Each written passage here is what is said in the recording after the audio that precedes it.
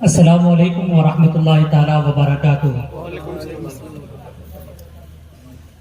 محترم حضرات،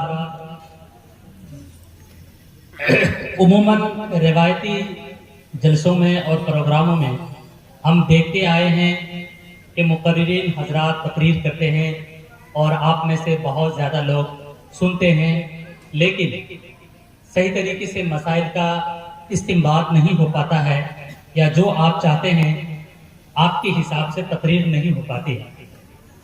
ہم نے مولانا فاروق عالم مصباحی صاحب سے کہا کہ مفتی مطیع الرحمان صاحب تشریف لا رہے ہیں، تو ایک نشست ہونا چاہیے جس میں عوام کے سیدھے سوال ہوں اور مفتی مطیع الرحمان صاحب اس کا جواب عنایت فرمائیں گے۔ تو کچھ سوالات جو آپ کے حساب سے قائم کیے گئے، کچھ سوالات کچھ لوگوں نے پوچھے بھی، وہ سب کچھ درج کر کے ہم مفتی مطیع الرحمان صاحب دامہ ظلہ العالی کی بارگاہ میں پیش کریں گے اور اس کا صحیح طریقے سے تشفی بخش جواب حضرت عنایت فرمائیں گے۔ تو سب سے پہلا سوال ہے کہ دور حاضر میں لوگ جہیز کا مطالبہ کرتے ہیں، تو کیا جہیز کے نام سے روپیہ وصول کرنا اور سسود کے لیے جہیز کا دینا جائز ہے؟ اب اگر باپ چاہے اپنی خوشی سے جو بیٹی کو تاج محل بنا دے، بلا شبہ جائز ہے۔ باپ چاہے تو اپنی بیٹی کو ہوائی جہاز خرید کے دے دے، موٹر سائیکل کہتی ہے، بلا شبہ جائز ہے۔ لیکن اگر لڑکے والے کی طرف سے ایک دستی کا مطالبہ ہوا، 15-20 روپے کی مدد کر، یہ تو ذرا اچھی والی ہے اور اس سے کم والی بھی مل جاتی ہے 10 روپے میں، تو اس کا لینا ایسے ہی حرام ہے جیسے سور کا گوشت کھانا ہے۔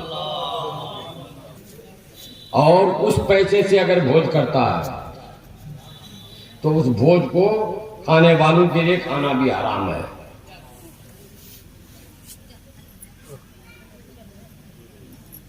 یہ ہے جہیز۔ جہیز لینا مطالبہ کر کے حرام ہے، اور اس مطالبے پر اگر حد ضرورت میں نہ ہو تو دینا بھی حرام ہے۔ جس چیز کا لینا حرام ہوتا ہے اس چیز کا دینا بھی حرام ہوتا ہے۔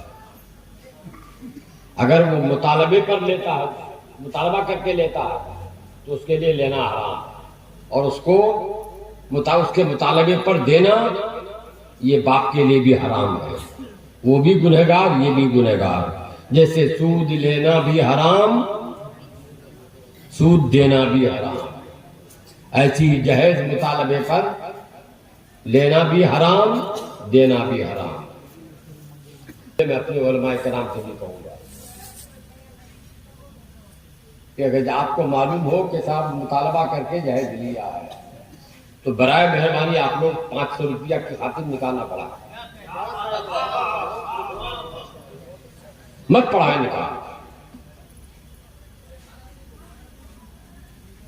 آپ کے نکاح پڑھانے سے اس کو ہمت ہو جاتی ہے